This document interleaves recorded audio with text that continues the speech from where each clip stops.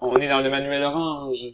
À la page 25, les numéros 2, 4, 6, 9, 11, 12, 13 et 14. Et on y va tout de suite avec le numéro 2.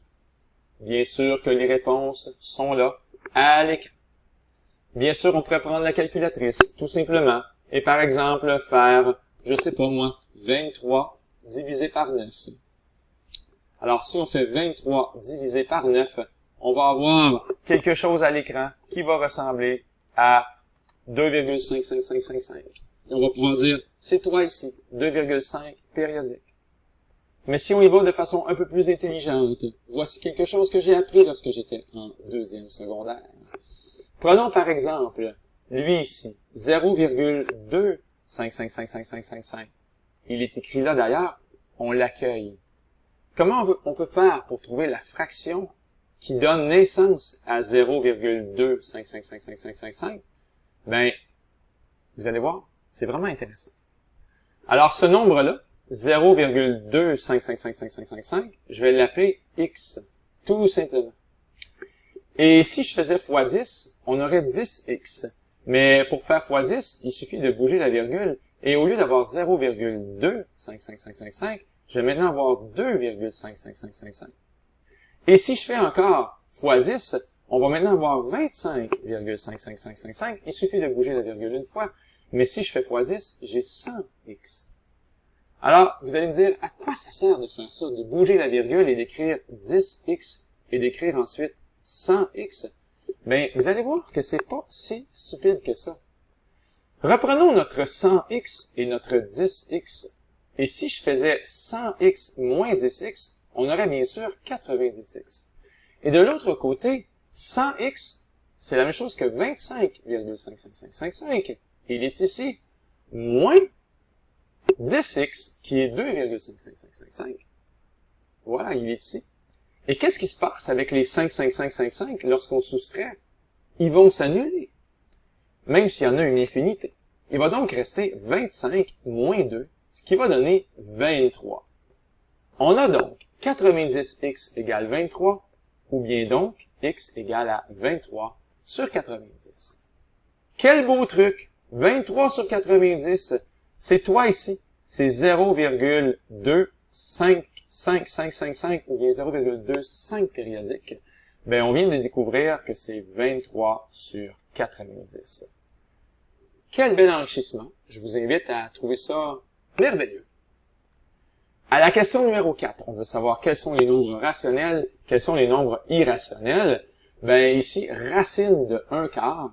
Ben, racine de 1 quart, c'est racine de 1 divisé par racine de 4. Ça fait tout simplement une demi. Absolument, parce que une demi fois une demi, ça donne bien 1 quart.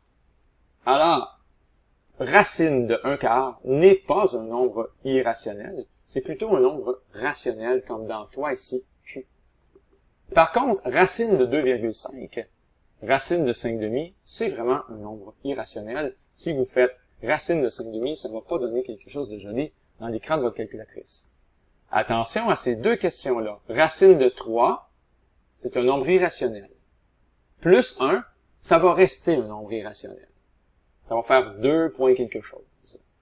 En fait, je vais vous le dire. La racine de 3, c'est 1,732. Et si je fais plus 1, je vais avoir environ 2,732. Mais il va y avoir un paquet de chiffres. Tandis qu'ici, racine de 3 plus 1 ensemble sous la racine, comme dans racine de 4, ben ça fait tout simplement 2. Et c'est un nombre rationnel. 2pi, le double de pi, est effectivement un nombre irrationnel. Et finalement, 3pi, c'est un nombre irrationnel. Divisé par 2pi, c'est un nombre irrationnel. Mais les pi vont s'annuler. Il va rester tout simplement 3 demi. Et ça, c'est un nombre rationnel. C'est une fraction. À la question 6, faites attention avec les racines carrées. Si je vous demande racine de 10 plus racine de 2, est-ce que ça, c'est égal à la racine de 12? La réponse, c'est faux. Lorsqu'on a un plus ou lorsqu'on a un moins, il faut être prudent avec les racines carrées, très prudent. Par contre, avec les multiplications, c'est un peu plus facile. Racine de 10 fois racine de 2, c'est effectivement la même chose que racine de 2. Avec les multiplications et les divisions, on a des belles surprises. 10 fois 2 égale 20. La racine, elle est comme partagée ici en deux morceaux. On a le droit de le faire avec les multiplications et aussi avec les divisions, mais pas avec les plus ni les moins. On poursuit, on s'en va à la question numéro 9. Alors, numéro 9, on vous demande ici Z moins union Z plus. Alors, je vous rappelle que l'union, ça veut dire on met tout ensemble. Lorsque je mets les entiers négatifs ici avec les entiers positifs, mais finalement, ça fait tous les entiers, on peut donc écrire que l'union va donner Z. Par contre, un symbole qu'on a vu moins souvent, c'est le symbole d'intersection. L'intersection entre N et Z. Qu'est-ce que ça veut dire, l'intersection? Ça veut dire qu'il faut prendre tout ce qui est commun, tout ce qui est à la fois en chacun des deux ensembles. Par exemple, je pourrais dire que 5, il est élément de N, et 5, il est élément de Z, et étant donné qu'il est à la fois dans N et dans Z, 5 fait partie de l'intersection. Par contre, si j'écrivais moins 5, il n'est pas élément de N, et moins 5, il est élément de Z. Moins 5 ne fait pas partie de l'intersection parce que, oui, il fait partie de Z, mais il ne fait pas partie de N. Alors, pour faire partie de l'intersection, il faut faire partie des deux ensembles. Alors, l'intersection de ces deux ensembles-là, finalement, qu'est-ce qui va rentrer dans l'ensemble qui représente l'intersection? C'est uniquement les entiers positifs, donc uniquement les éléments de N. C'est pour ça ici que la réponse, c'est N. Rapidement ici, l'intersection. Qu'est-ce qui est à la fois dans Q et à la fois dans Q'? La réponse, rien du tout. C'est donc un ensemble, comme un zéro avec une barre, ensemble vide. Et j'attire votre attention sur F. Qu'est-ce qui arrive au contraire quand je fais l'union avec Q et avec Q'? Lorsque je fais l'union, ça veut dire je mets tout ensemble dans un très gros chariot d'épicerie, tout ce qui est dans Q ou tout ce qui est dans Q', mais finalement, ça fait tous les nombres réels. Donc, c'est fou, hein? On change l'intersection pour l'union, et toute la réponse vient de changer. Et on poursuit, on est maintenant rendu à la question 11. Vrai ou faux? Tous les nombres naturels sont réels? C'est vrai. Ça veut dire est inclus. N est inclus dans R. Ça veut dire ça, dans le fond, que tout ce qui est dans N, tout ce qui est dans le chariot d'épicerie N, ben, il fait aussi partie du chariot d'épicerie des nombres réels. Donc, N est inclus dans R, c'est vrai. Le nombre 0 appartient à tous les ensembles, c'est faux. 0 n'est pas élément de Q'. Ensuite, un nombre peut à la fois être entier, oui, et rationnel. Oui, 2 est un nombre entier, il appartient à Z, mais 2, c'est aussi 4 demi, et on voit aussi que ça peut être une belle fraction, donc un nombre rationnel. Il y a une infinité de nombres naturels. Effectivement, si vous m'en nommez un, je vais vous en nommer un autre, qui est plus grand à chaque fois. Donc, il y aura toujours une infinité de nombres naturels. Et finalement, si on enlève les nombres naturels de l'ensemble des nombres entiers, il reste uniquement les nombres négatifs. C'est vrai.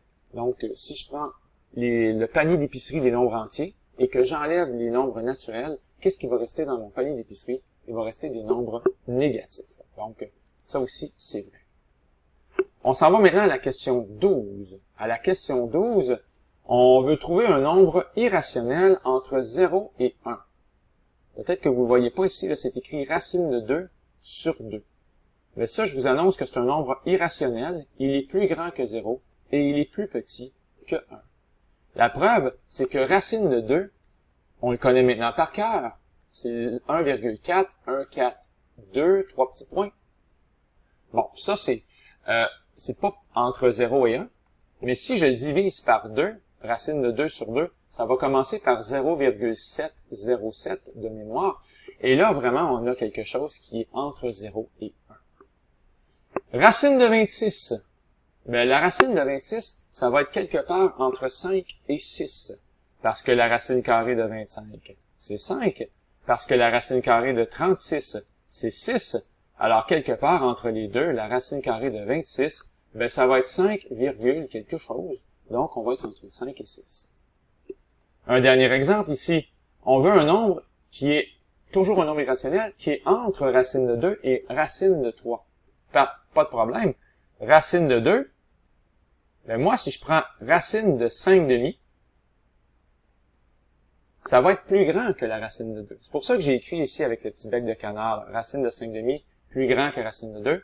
Mais, en même temps, la racine de 3, elle est plus grande que la racine de 5 demi. Donc, si on regarde juste ce qui est en noir ici, on voit que la racine de 3, elle est plus grande que la racine de 5 demi, parce que 3, tiens, je vais me l'écrire ici, parce que 3, il est plus grand que 5 demi, qui est lui-même plus grand que 2. Donc, vraiment, il suffit de suivre l'ordre. Alors, une dernière fois, 2 est plus petit que 5 demi, qui est plus petit que 3. Donc, la racine de 2 va être plus petite que la racine de 5 demi, qui, elle, va être plus petite que la racine de 3. On est rendu à la question numéro 14. À la question numéro 14, on veut savoir où est-elle, la question numéro 14, elle est juste ici en bas.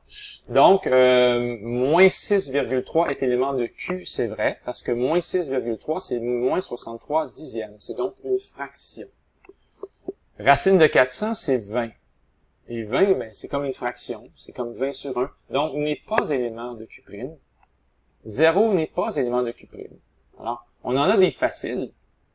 Attention, dès l'instant où il y a des périodiques, ça veut dire qu'il y a une fraction qui est cachée quelque part. Si vous vous souvenez de ma question numéro 2, il y a toujours moyen de trouver à quoi ça correspond 11,050505. Il existe une fraction quelque part qui va donner 11,05 périodique. Étant donné que c'est une fraction, n'est pas élément de Q'. Racine de 121, ça fait 11. Évidemment, c'est un nombre rationnel, donc est élément de Q. Et racine de moins 3, en passant, n'existe pas. On peut pas faire la racine carrée de moins 3.